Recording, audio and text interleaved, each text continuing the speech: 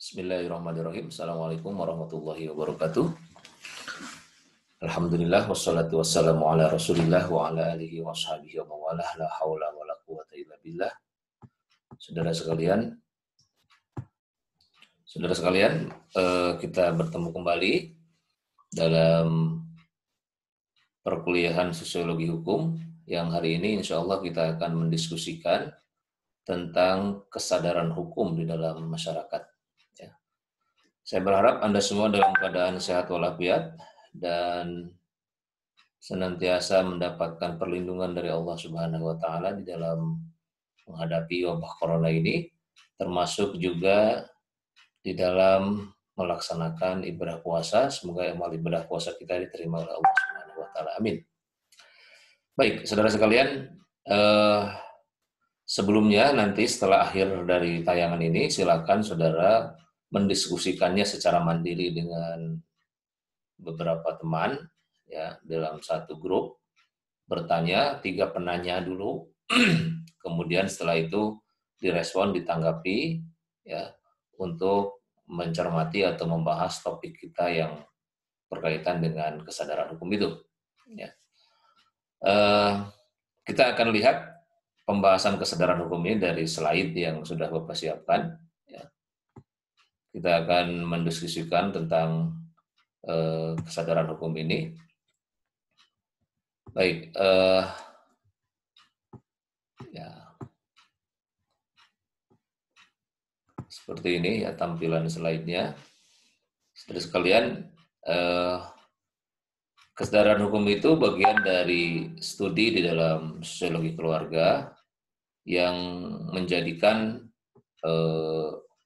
hukum ya itu menjadi salah satu aspek dalam kehidupan masyarakat untuk mengukur seperti apakah masyarakat memiliki ketaatan hukum. Jadi berbicara soal kesadaran hukum berarti berbicara tentang ketaatan hukum juga. Ya. Kesadaran hukum dengan hukum itu mempunyai kaitan yang erat. Ya. Jadi kesadaran hukum merupakan faktor dalam penemuan hukum. Ya. Jadi dengan adanya kesadaran hukum itu ada menjadi faktor penemuan. Nanti kita lihatkan lebih dalam lagi apa itu kesadaran hukum. Ya. Jadi para sosiolog bahkan bisa mengatakan bahwa sumber penemuan hukum itu adalah dalam kesadaran hukum itu. Ya. Jadi yang disebut dengan hukum hanyalah yang memenuhi kesadaran hukum. Ya. Jadi dari aspek sosiologis, apa itu yang disebut dengan hukum tertulis? Ya, apa yang dilakukan oleh masyarakat. Kalau masyarakat sudah melakukan apa yang ada dalam hukum tertulis, maka itulah bukti dari hukum itu sendiri. Nah, jadi berbicara soal kesadaran hukum, maka erat kaitannya dengan pelaksanaan hukum. Ya. Jadi undang-undang yang tidak sesuai dengan kesadaran hukum, maka akan hilang daya kekuatan mengikatnya, karena masyarakat nggak mau menjalankan. Ya. Jadi itu yang pertama. Kesadaran hukum adalah kesadaran yang ada pada setiap manusia tentang apa hukum itu atau apa seharusnya hukum itu. Ya.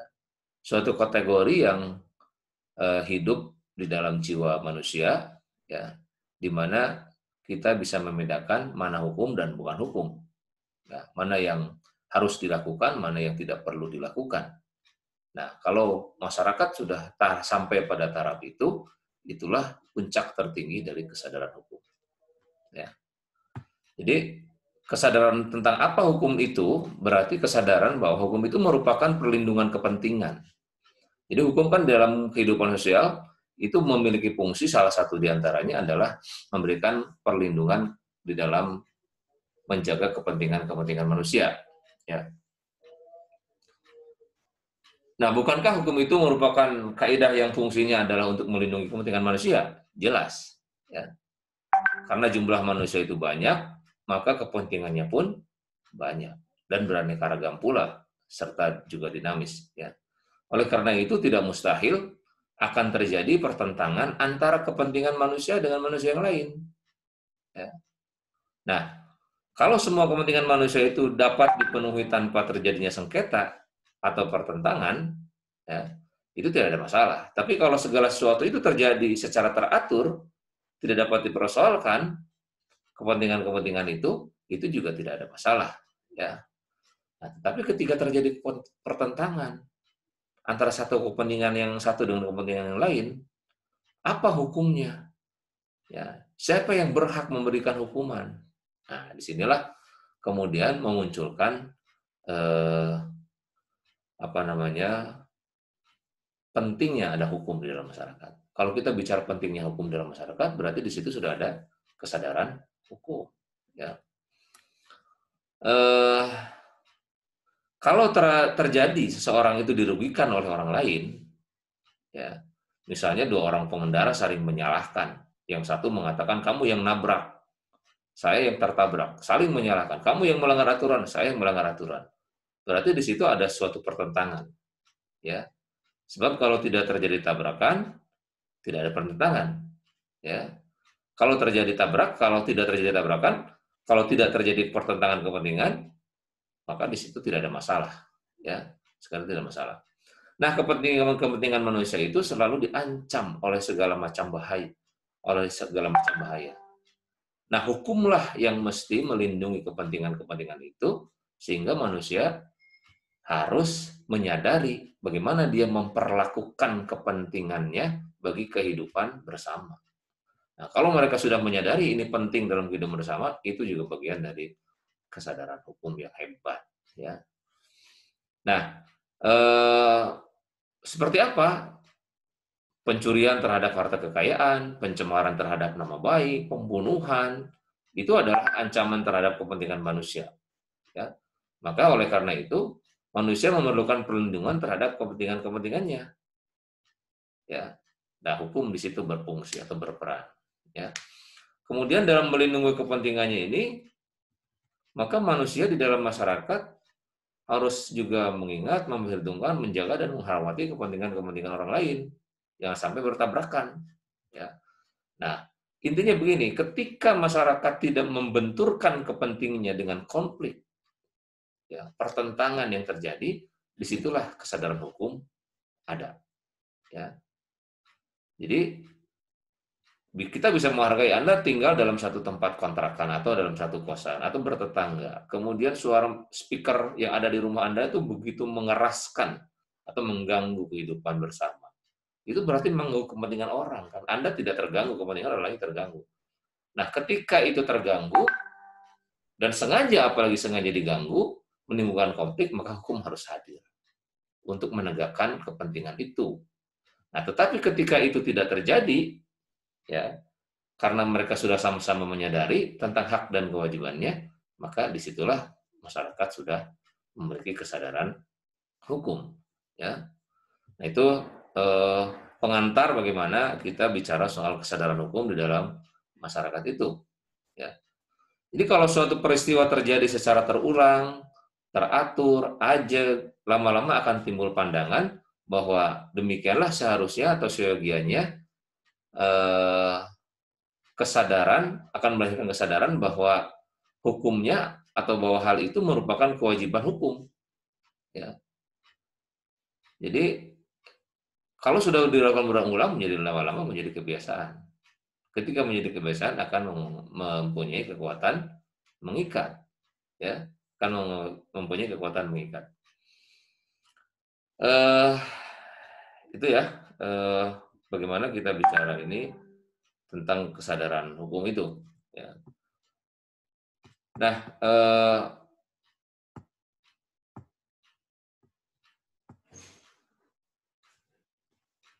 kita kembali ke slide ini, ya, bahwa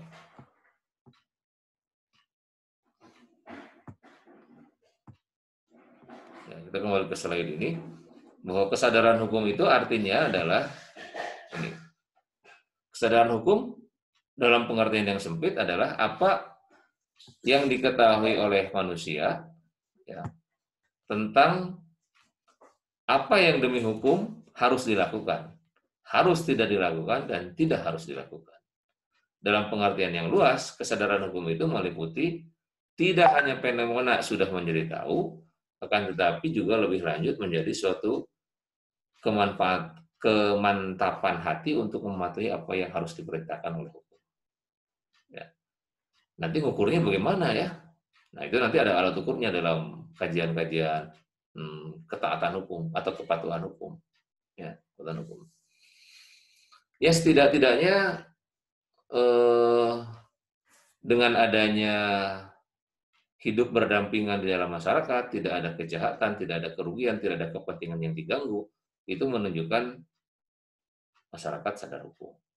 Ya, sadar hukum. Tapi sekarang misalnya, begitu napi asimilasi itu dikeluarkan dan terjadi suatu tindak kejahatan, berarti mereka belum sadar hukum. Ya. Nah, jadi nanti ada level-levelnya ya kesadaran hukum itu.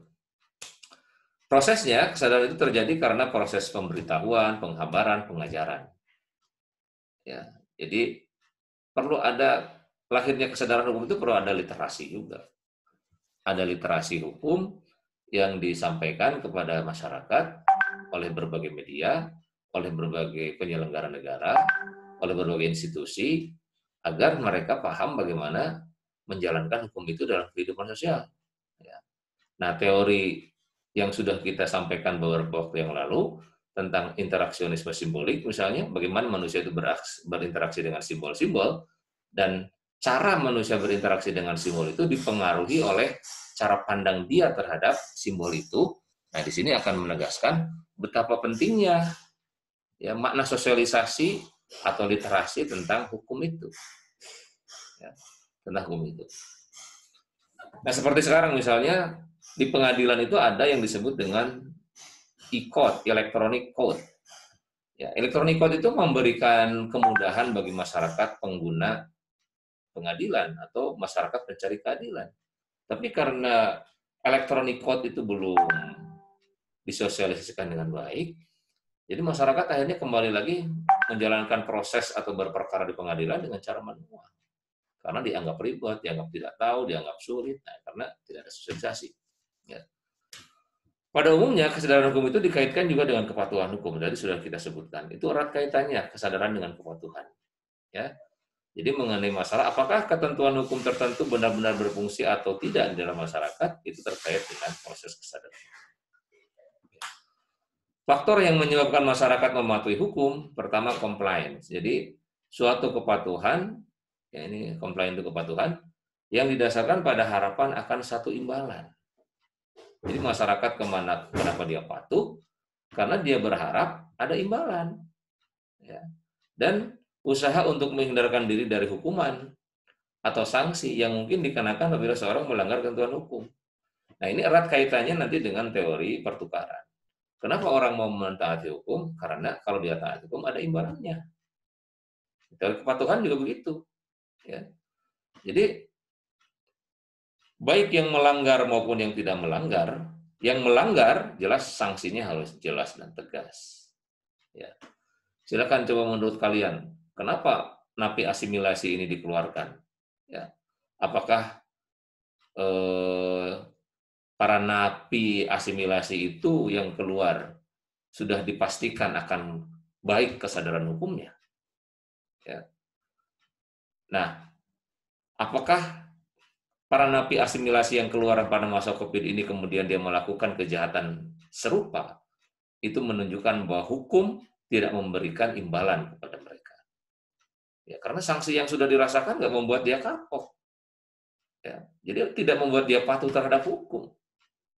Ya, silakan Anda punya cara pandang seperti apa tentang napi asimilasi yang sudah keluar, kemudian dia melakukan kejahatan kembali, lalu dia ditangkap lagi oleh kepolisian, bahkan juga akan disidangkan. Nah, apakah ini menunjukkan bahwa kepatuhan terhadap hukum, ya, orang menganggap kalau orang patuh itu ada imbalannya dan tidak patuh ada imbalannya, ini tidak jalan, ya, atau tidak bisa dilaksanakan. Yang kedua, identifikasi. Ya, itu terjadi apabila kepatuhan terhadap kaidah hukum ada bukan karena nilai intrinsiknya, akan tetapi agar keanggotaan kelompok tetap terjaga serta ada hubungan baik dengan mereka yang diberi wewenang untuk menerapkan kaidah-kaidah hukum. Jadi, kenapa masyarakat mematuhi hukum? Karena dia mengidentifikasi. Kalau dia melakukan kejahatan, maka kelompok-kelompok mereka akan berhadapan dengan sanksi-sanksi hukum. Ya.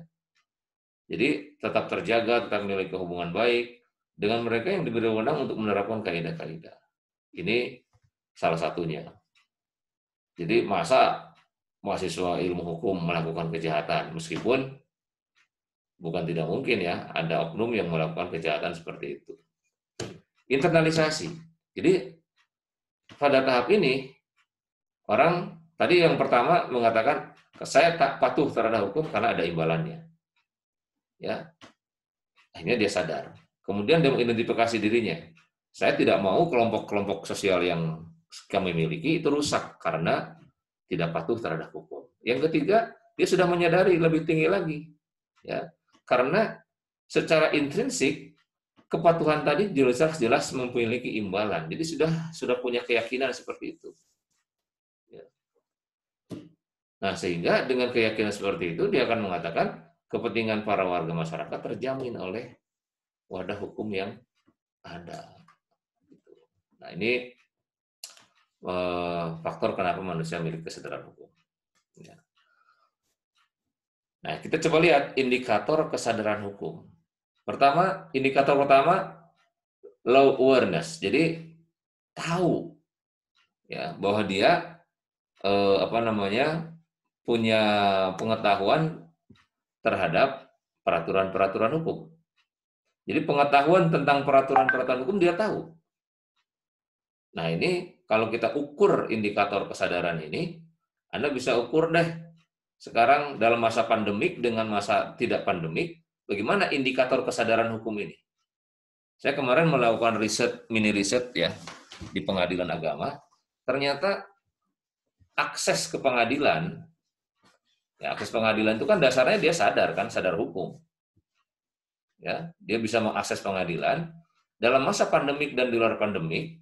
Itu dalam masa pandemik baik, dia bisa mengakses tanpa hambatan. Dalam masa pandemik banyak hambatan. Bahkan jumlahnya turun. Ya. Jumlah yang mengakses ke pengadilan itu turun jumlahnya. Dengan berbagai sebab dan alasan. Ya.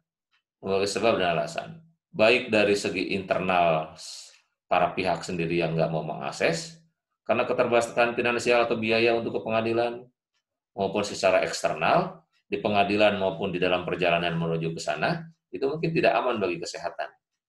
Nah, ini dua hal yang berbeda. Jadi indikator kesadaran hukum pada saat pandemik itu menurun. Ya, dalam hal dia melaporkan atau memperjuangkan hak-haknya yang terganggu untuk memperoleh haknya kembali berdasarkan keputusan pengadilan. Ya. Nah, jadi yang pertama ini, kalau hanya sekedar tahu peraturan-peraturan hukum, orang tahu, orang nggak ada masalah. Ya, itu. Dan ini kesadaran tingkat mendasar, hanya tahu. Undang-undang lalu lintas tahu. Undang-undang korupsi tahu. Hanya tahu. Hanya tahu judulnya saja. Nah, yang kedua, law acquaintance. Jadi pengetahuan itu sudah isinya terhadap peraturan hukum. Jadi tahu juga tentang isinya. Nah, ini sudah lebih baik. Ya. Jadi ini mungkin di kalangan mahasiswa hukum atau para akademisi hukum atau para peneliti atau yang sering bergaul dengan hukum atau yang sudah melek literasi soal hukumnya. Dia sudah tahu loh, nggak bayar pajak itu ada resikonya. Ya. Ada aturan-aturan dan konsekuensinya. Jadi dia sudah tahu. Dilarang mudik tahun ini, dia tahu loh peraturan berapa tentang apa. Ya. Peraturan pemerintah nomor 2 tahun 2021 tahun 2020 tentang pembatasan sosial berskala besar, dia tahu. Apa saja yang dilarang dalam PSBB. Dia tahu. Di antaranya adalah kegiatan sekolah, kemudian juga kegiatan keagamaan, dia tahu di pasal-pasalnya. Nah, setelah yang kedua ini, muncul sikap hukum yang ketiga, legal attitude. Ya. Jadi, bagaimana sikap hukum atau legal attitude masyarakat terhadap isi dari peraturan perundang-undangan itu ditunjukkan dengan rendahnya masyarakat untuk keluar rumah. Ya. Kemudian baru yang ketiga legal behaviors. Tadi di awal Bapak jelaskan secara teori kesadaran hukum itu inti dari inti dari suatu undang-undang, suatu hukum dibuat. Jadi inti dari suatu hukum dibuat ini adalah perilaku, legal behaviors, legal behavior. Ya. Perilaku hukum ini yang diharapkan atau yang dicita-citakan oleh hukum ini karena masyarakat sudah tertib, sudah patuh. Menurun itu jumlah kasus-kasus coronavirus sekarang ini karena masyarakat tinggal di rumah. Karena masyarakat datang ke jalan tapi memang hanya ada perlu. Masyarakat pergi ke satu tempat, memang masyarakat yang punya kewajiban untuk pergi ke tempat itu di luar konteks apakah bansos jalan atau tidak ya, tapi yang jelas untuk bicara soal pola perilaku itu sudah ditunjukkan dengan cara itu. Nah, indikator ini menggambarkan bahwa kesadaran hukum itu dianggap rendah apabila hanya tahu tentang aturan dan dianggap tinggi kalau tidak hanya sebatas tahu tapi sudah berperilaku sesuai dengan hukum. Nanti silakan Anda tanyakan dan diskusikan dalam kasus-kasus hukum yang seperti apa yang kemudian Anda melihat justru belum baik kesadaran hukumnya. Ya. Nah, ini penjabaran 4 indikator yang tadi disebut. Pengetahuan hukum yaitu mengetahui seorang tentang beberapa perilaku yang diatur, pemahaman hukum itu sejumlah informasi yang dimiliki oleh seseorang mengenai isi peraturan, sikap hukum itu adalah kecenderungan menerima hukum, perilaku hukum itu adalah kesadaran hukum yang ditampilkan dalam kehidupan sehari-hari. Nah, itu indikator-indikatornya. Ya. Yang terakhir, kenapa manusia mematuhi hukum? Ya, karena pertama, karena dia diindoktrin untuk berbuat demikian sejak kecil. Ya. Jadi sejak kecil sudah diindoktrin supaya dididik agar mematuhi kaidah-kaidah hukum yang berlaku dalam masyarakat. Nah, kemudian yang kedua, oleh karena sejak kecil disosialisasikan, maka lama-kelamaan menjadi suatu kebiasaan. Ya. Coba Anda merasa nggak ada suatu doktrin dalam keluarga, dalam lingkungan Anda untuk patuh terhadap kaidah-kaidah yang ada dalam masyarakat? Ya. Nanti Anda bisa kasih contoh. Bolehlah Anda misalnya, Pak, saya mau menjelaskan kenapa manusia mematuhi hukum, contoh di warga saya seperti ini. Boleh, silakan. Berarti Anda membaca apa yang terjadi di dalam masyarakat dengan tayangan slide poin per poin yang Bapak sampaikan. Ya. Atau yang kedua, karena masa kecil sudah disosialisasikan, didoktrinkan, maka lama-lama jadi kebiasaan. Karena sudah mempunyai kebiasaan, akhirnya manusia mempunyai kecenderungan untuk hidup pantas dan teratur. Nah, seperti itu ya.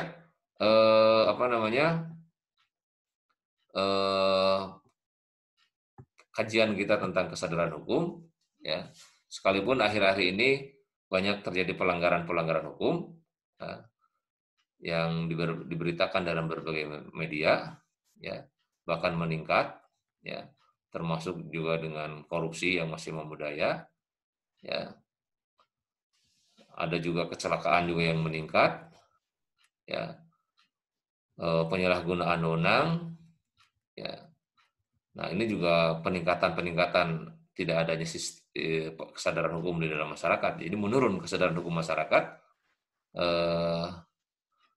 Nah, mungkin bahan tadi hasil bacaan Bapak soal bagaimana kesadaran hukum dalam masyarakat dalam masa pandemi ini itu menurun dari orang yang mengakses ke pengadilan, ya.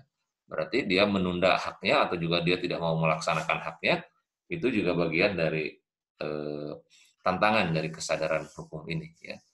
Nah, sistem pendidikan hukum kita juga masih kurang perhatian, ya, dalam menanamkan pengertian tentang kesadaran hukum itu, ya. Jadi hukum itu adalah perlindungan kepentingan manusia, maka menurunnya kesadaran hukum masyarakat disebabkan karena orang tidak melihat atau menyadari lagi bahwa hukum melindungi kepentingannya. Begitu ya. Nah, menurunnya kesadaran hukum masyarakat disebabkan juga karena para pejabat kurang menyadari akan kewajibannya untuk memelihara hukum dan kurangnya pengertian akan tujuannya serta fungsi dalam pembangunan. Ya. Nah, sekarang silakan didiskusikan yang paling efektif bagaimana untuk meningkatkan kesadaran hukum dalam masyarakat ini. Ya.